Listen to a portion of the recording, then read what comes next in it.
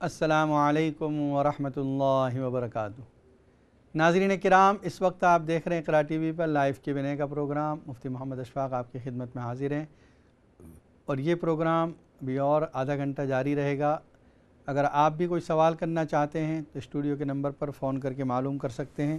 انشاءاللہ قرآن و سنت کی روشنی میں آپ کے سوالات کے جوابات دیے جائیں گے۔ جو گفتگو چل رہی تھی کہ اللہ تعالیٰ کی ہدایت ہی اصل ہدایت ہے، اور جب اللہ نے ہدایت دے دی ہے تو اس کے بعد اگر کوئی شخص اللہ کے علاوہ کسی اور کے آگے سر جھکائے جو نہ نفع پہنچا سکتا ہے نہ نقصان پہنچا سکتا ہے، اور اس دین سے پھر جائے، تو اس کی مثال تو اس بھٹکے ہوئے آدمی کی طرح ہے جو راہ سے بھٹک گیا ہے۔ اس کے ساتھی پکار بھی رہے ہیں تو آ نہیں رہا ہے وہ صحیح راہ۔ تو ہدایت دینے والے افراد، انبیاء کرام، صحابہ کرام موجود ہیں، پھر بھی آدمی غلط راہوں پر چلتا رہے، یہ شیطان کی طرف سے بھٹکایا ہوا آدمی۔ وَأُمِرْنَا لِنُسْلِمَ لِرَبِّ الْعَالَمِينَ، ہم کو تو اس بات کا حکم دیا گیا ہے کہ رب العالمین کی فرما برداری کریں۔ وَأَنْ الصَّلَاةَ وَاتَّقُوا، اور اس بات کا حکم دیا گیا ہے کہ ہم نماز قائم کریں اور زکوٰۃ ادا کریں، اللہ سے ڈرتے رہیں۔ وَهُوَ الَّذِي إِلَيْهِ تُحْشَرُونَ، اللہ ہی کی طرف ہم کو واپس لوٹ کر جانا ہے۔ وَهُوَ الَّذِي خَلَقَ السَّمَاوَاتِ وَالْأَرْضَ بِالْحَقِّ وَيَوْمَ يَقُولُ كُن فَيَكُونُ، اللہ وہ ذات ہے جس نے آسمان و زمین کو پیدا کیا۔ کہاں الٹے پھرے جا رہے ہو؟ کیوں راہ راستے سے بھٹک رہے ہو؟ کیا آسمان و زمین کے خالق، آسمان و زمین کے مالک، ہمارے اور آپ کے پیدا کرنے والے کے آگے سر جھکانا یہ عین سعادت اور عین عبادت نہیں؟ قولہ الحق، اللہ کی بات یہی ٹھیک ہے، یہی حق ہے۔ وَيَوْمَ يُنفَخُ فِي الصُّورِ عَالِمُ الْغَيْبِ وَالشَّهَادَةِ، جس دن سور پھونکا جائے گا، غیب اور حاضر کا جاننے والا اللہ ہے۔ وَهُوَ الْحَكِيمُ الْخَبِيرُ، اور وہی حکیم ہے، حکمت والا، خبیر ہے، باخبر ذات ہے۔ اب اس کے بعد اللہ تعالیٰ ابراہیم علیہ السلام کے واقعے کو شروع فرماتے ہیں۔ ابراہیم علیہ السلام تاریخ انبیاء میں ابو الانبیاء بھی کہے جاتے ہیں، فادر آف آل پروفٹس۔ ایک تو حضرت آدم علیہ السلام ہیں جو تمام انسانوں کے والد ہیں، اور ایک حضرت ابراہیم علیہ السلام ہے جن کی اولاد میں ہزاروں نبی آئے ہیں۔ تو ابو الانبیاء کا مطلب انبیاء کے والد۔ ان کے بیٹے حضرت اسحاق علیہ السلام، اور ان کے بیٹے یعقوب علیہ السلام، اور ان کے 11 بیٹے یوسف علیہ السلام، اور 12 بیٹے، اور ان سے جو سلسلہ چلا ہے بنی اسرائیل کا، اس میں ہزاروں نبی۔ اور دوسرے بیٹے حضرت اسماعیل علیہ السلام ہیں ابراہیم علیہ السلام کے، جن کے ساتھ قربانی کا واقعہ پیش آیا ہے۔ ان کی اولاد میں نبی اکرم صلی اللہ علیہ وسلم پیدا ہوئے۔ تو اجمالی طور پر خلاصے میں یہ بھی کہا جا سکتا ہے کہ ابراہیم علیہ السلام کے بعد جتنے بھی نبی آئے وہ سب ابراہیم علیہ السلام کی اولاد میں تھے، اس لیے ابو الانبیاء کہا جاتا ہے۔ ابراہیم علیہ السلام کو توحید کا سمبل قرار دیا گیا ہے۔ وہ شخصیت جنہوں نے توحید کے لیے بڑی تکلیفیں برداشت کی۔ اس میں سب سے پہلے تکلیف گھر سے شروع ہوتی ہے، یعنی گھر کا ماحول اگر صحیح ہے تو انسان کے لیے کام کرنا بہت آسان ہے، اور اگر گھر کا ماحول مخالف ہے، ایک توحید پرست آدمی ایک ایسے گھر میں رہ رہا ہے جہاں کوئی توحید پرست نہیں، سب بت پرستی ہیں کر رہے ہیں، سب غیر اللہ کے آگے سر جھکا رہے ہیں، کیسا ماحول ہوگا ابراہیم علیہ السلام کا؟ خود گھر میں ابا جان بت بنا رہے ہیں۔ وَإِذْ قَالَ إِبْرَاهِيمُ لِأَبِيهِ آزَرَ أَتَتَّخِذُ أَصْنَامًا آلِهَةً، بعض مفسرین کی رائے یہ ہے کہ ابتن سے یہاں مراد چچا جان ہے، کہ ان کے چچا ایسے تھے۔ لیکن عربی زبان میں جب اب بولا جاتا ہے تو پہلا معنی باپ مراد ہوتے ہیں۔ اگر وہ باپ مراد لینا ممکن نہ ہو کسی وجہ سے تو پھر چچا مراد لیے جا سکتے ہیں۔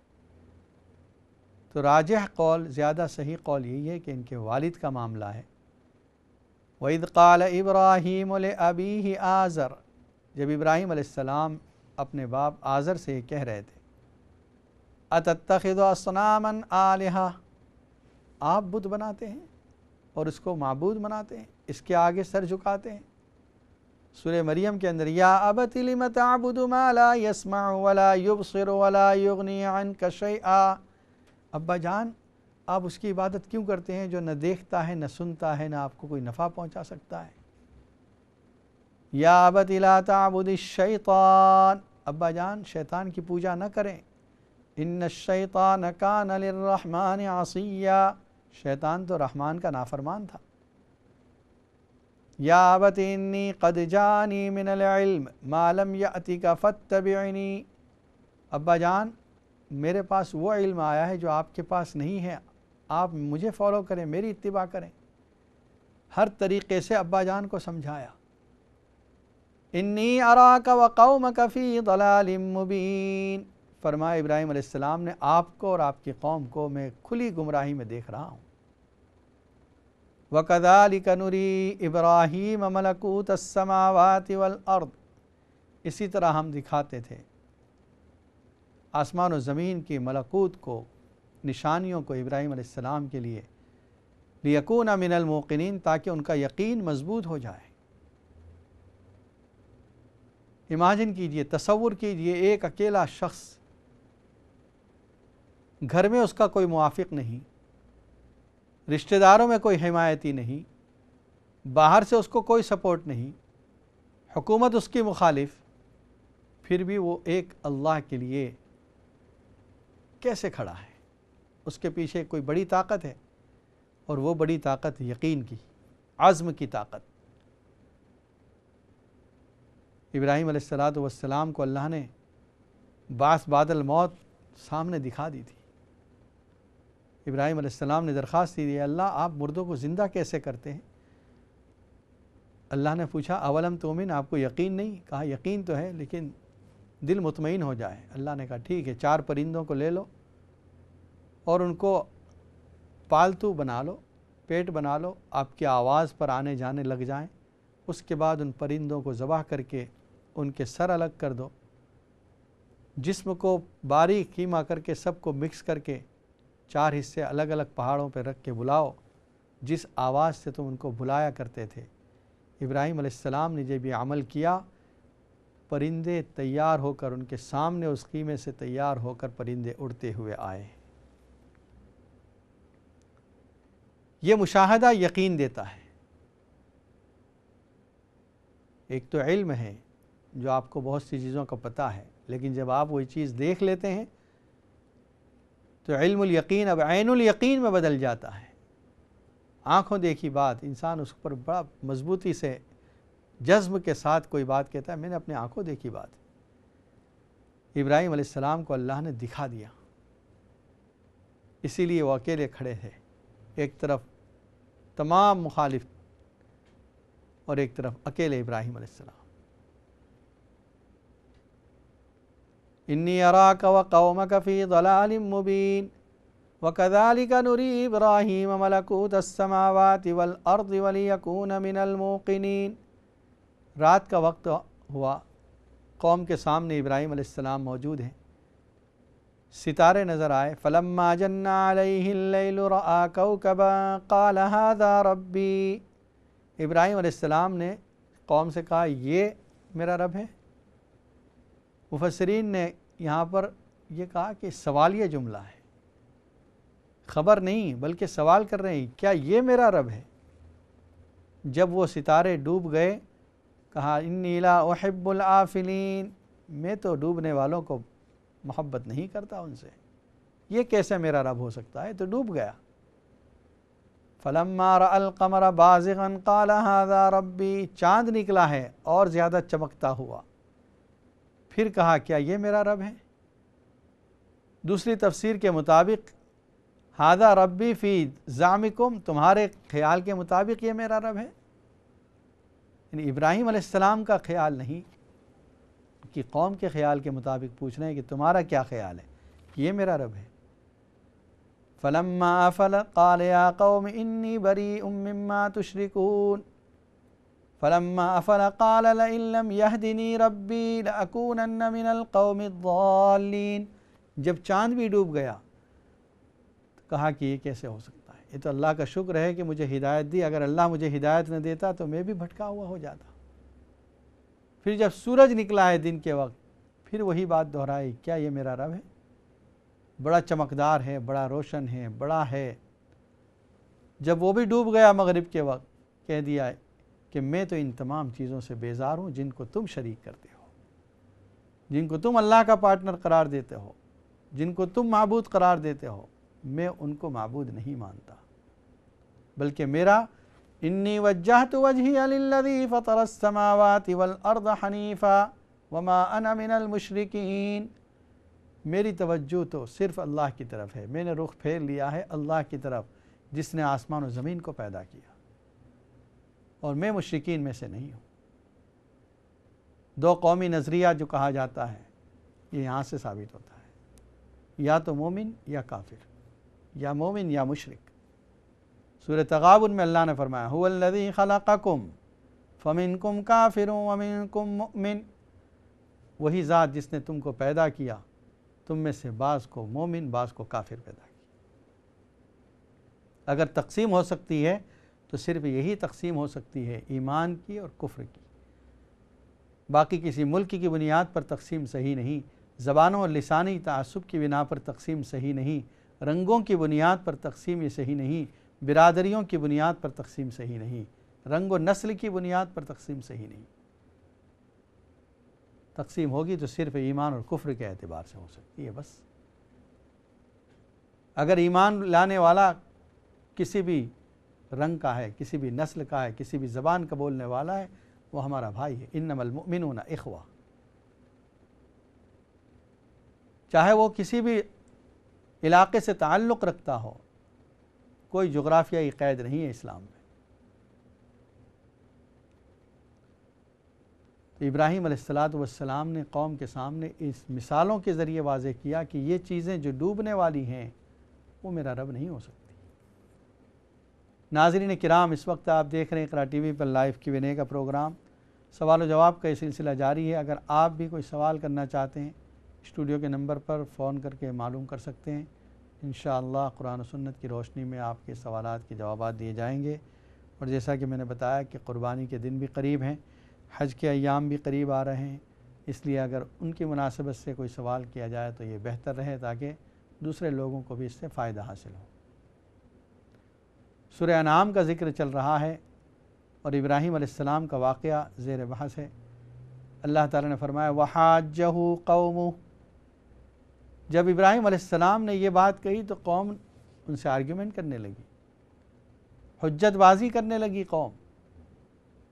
قَالَ أَتُحَاجُّونِّي فِي اللَّهِ وَقَدْ هَدَانِ، ابراہیم علیہ السلام نے کہا تم مجھ سے اللہ کے معاملے میں حجت بازی کر رہے ہو، حالانکہ اللہ نے مجھے ہدایت دے دی ہے۔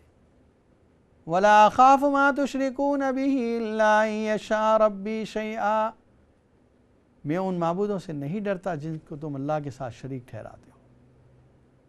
مشرکین کا ایک یہ بھی خیال ہوتا ہے کہ اگر آپ نے ہمارے معبود کو برا بھلا کہا تو تم کو پاگل کر دیں گے، تم پر یہ ہو جائے گا، تم پر۔ فرمایا میں کسی سے نہیں ڈرتا، جو کچھ پہنچنے والا اللہ کی طرف سے پہنچے گا، اللہ کی مشیت ہوگی تو نقصان پہنچے گا۔ ایک مومن کا عقیدہ نفع نقصان کے اندر اللہ کے ذات کے ساتھ ہی ہونا چاہیے، سامنے کوئی بھی طاقت ہو وہ نفع نقصان کی مالک نہیں، اللہ نفع نقصان کا مالک ہے۔ ہماری پوری زندگی کا سکون اس عقیدے کے اوپر ہے۔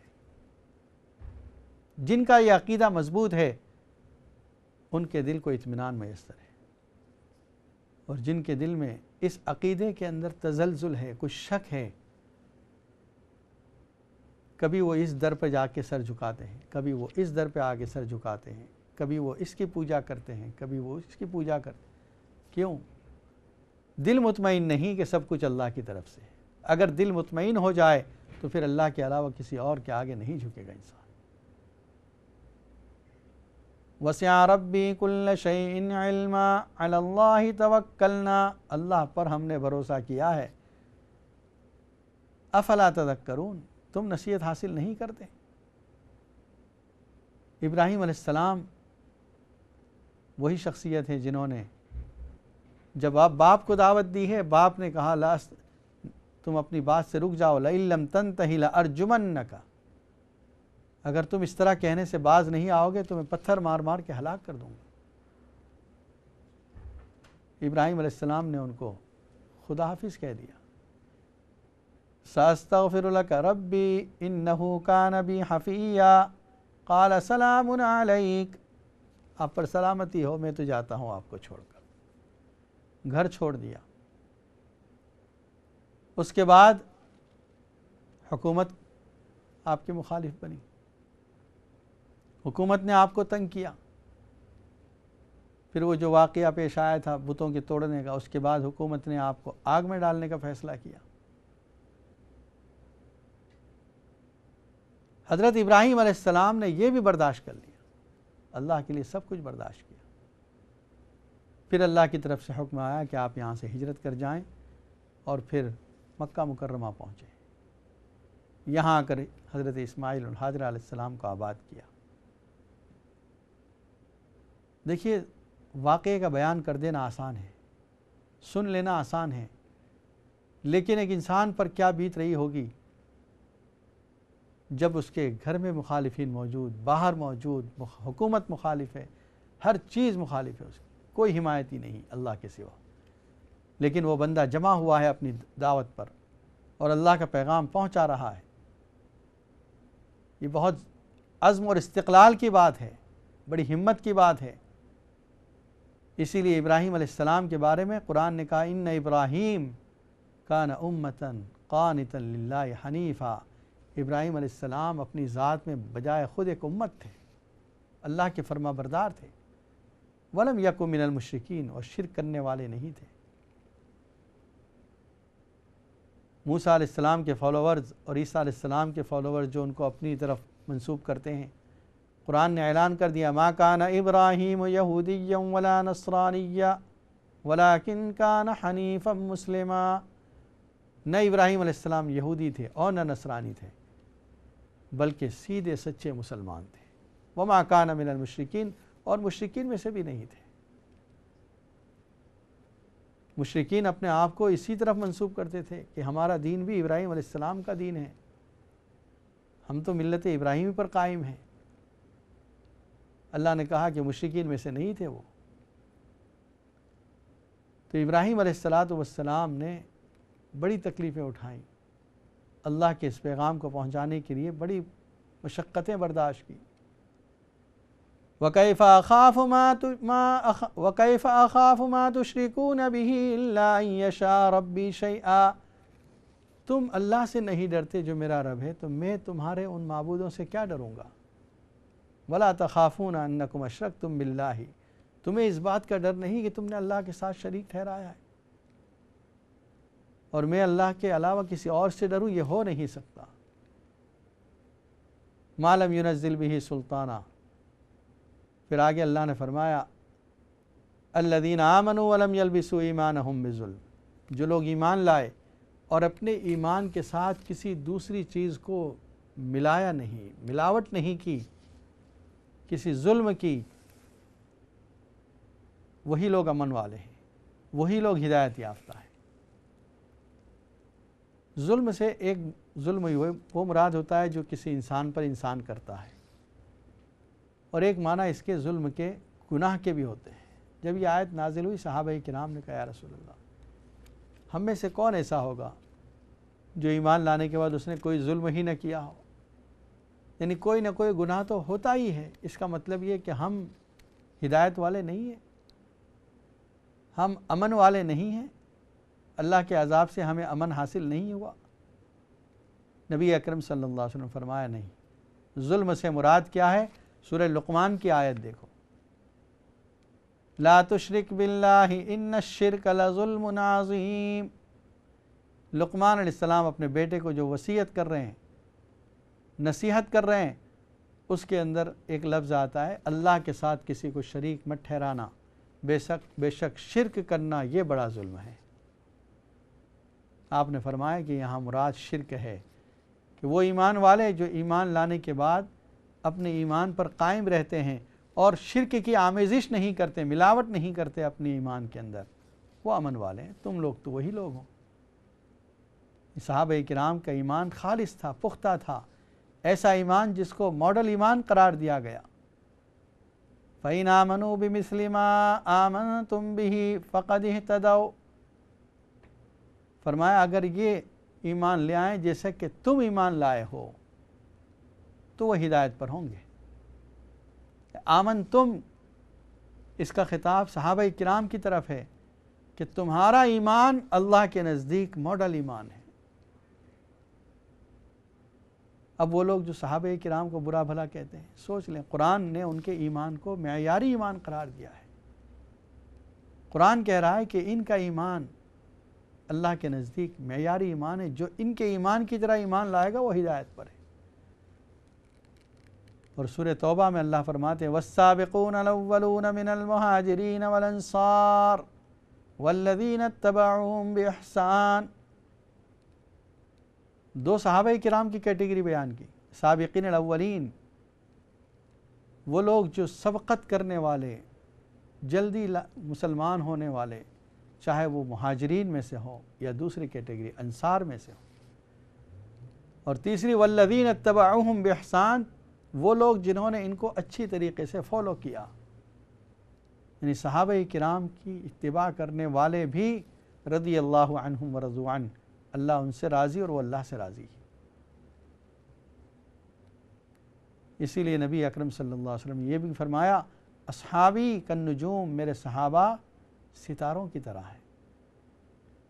فَبِأَيِّهِمْ اِقْتَدَيْتُمْ اِهْتَدَيْتُمْ، ان میں سے تم جس کو فالو کر لو گے ہدایت پا جاؤ گے۔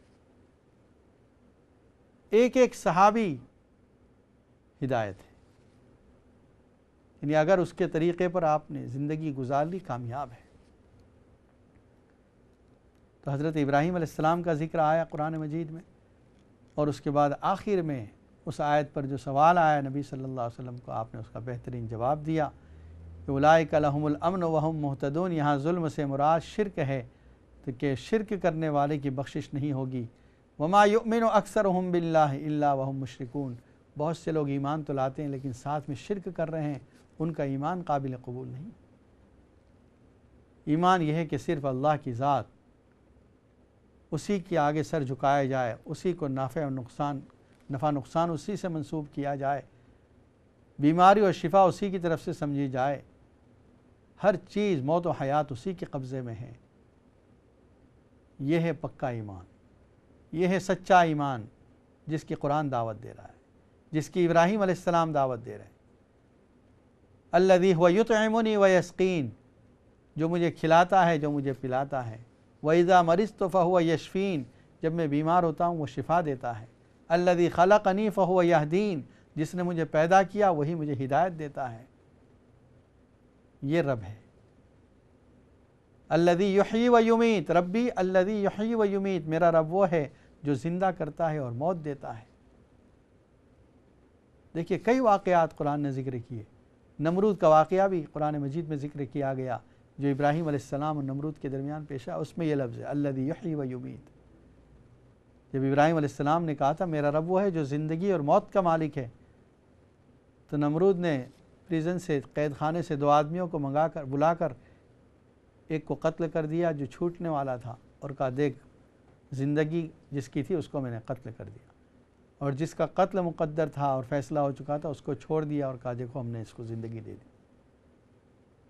ابراہیم علیہ السلام نے اس وقت اس سے بڑی بات کہہ دی، ان اللہ یاتی بالشمس من المشرق فات بہا من المغرب، میرا رب وہ ہے جو مشرق سے سورج کو نکال کر مغرب میں لے جاتا ہے، اگر تو رب ہونے کا دعوے دار ہے مغرب سے سورج کو نکال لے۔ فبہت الذی کفر، کافر حیران ہو گیا۔ ناظرین کرام، حق تعالیٰ سے دعا ہے کہ حق تعالیٰ شانہ ہمارے تمام حاجات کو پورا فرمائیں، ہم میں جو بیمار ہوں اللہ سب کو شفائے کاملہ عاجلہ عطا فرمائیں۔ اللہم صلی علی سیدنا محمد وعلی آل سیدنا محمد وبارک وسلم۔ ربنا ظلمنا انفسنا وإن لم تغفر لنا وترحمنا لنكونن من الخاسرین۔ ربنا هب لنا من ازواجنا وذریاتنا قرۃ اعین واجعلنا للمتقین اماما۔ اللہم انا نسألک العفو والعافیہ والمعافاة الدائمة فی الدین والدنیا والآخرہ۔ توفنا مسلمین والحقنا بالصالحین۔ اللہم انا نسألک الجنۃ ونعوذ بک من النار اللہم انا نسألک من خیر ما سألک منہ نبیک محمد صلی اللہ علیہ وسلم ونعوذ بک من شر ما استعاذک منہ نبیک محمد صلی اللہ علیہ وسلم۔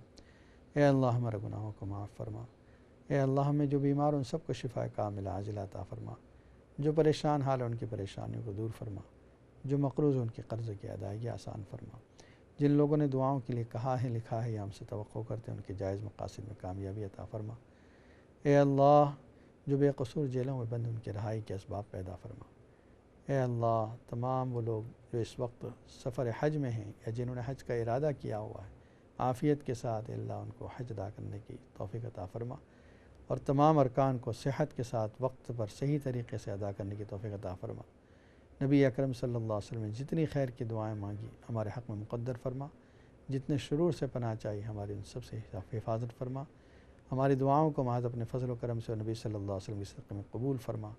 سبحان ربک رب العزت عما یصفون وسلام علی المرسلین والحمد للہ رب العالمین۔ السلام علیکم ورحمۃ اللہ وبرکاتہ۔